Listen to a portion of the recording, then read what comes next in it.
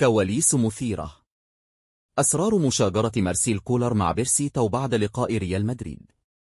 كشف خالد الجوادي مترجم السويسري مارسيل كولر المدير الفني الأسبق للأهلي المصري عن مشاجرة عنيفة نشبت بين الأخير والجنوب أفريقي بيرسي تاو نجم الفريق الأحمر السابق. وقال الجوادي عبر إحدى منصات البودكاست إن هناك موقفا صعبا للغاية حدث بين كولر وبيرسي تاو بعد لقاء الأهلي وريال مدريد الإسباني في نصف نهائي كأس العالم للأندية 2023. وفاز ريال مدريد وقتها على حساب الأهلي بنتيجة من 4-1 في نصف نهائي النسخة التي أقيمت في المغرب. وقال الجوادي: بيرسي تاو يتعامل كأنه ملك في جنوب أفريقيا وليس مجرد لاعب، وأبدى غضبه الشديد بعد عدم مشاركته في لقاء ريال مدريد. وأضاف: في اليوم التالي تناولنا الغداء وطلب كولر عقد جلسة مع بيرسي تاو واستدعاه الإداري، ولكن اللاعب رفض النزول من غرفته.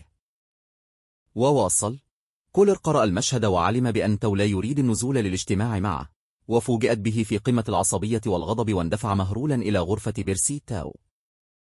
وأكد أن كولر طرق الباب بقوة وفتح له محمد فخري اللاعب الأهلي السابق وزميل تاو في الغرفة، ووجد تاو كأنه نائم، ولكنه نزع عنه الغطاء وصرخ في وجهه بغضب شديد. وتابع: لأول وآخر مرة أجد كولر في هذه الحالة العصبية، لقد صرخ في وجه تاو وقال له: عندما أطالبك بالحضور للاجتماع فعليك أن تنفذ على الفور.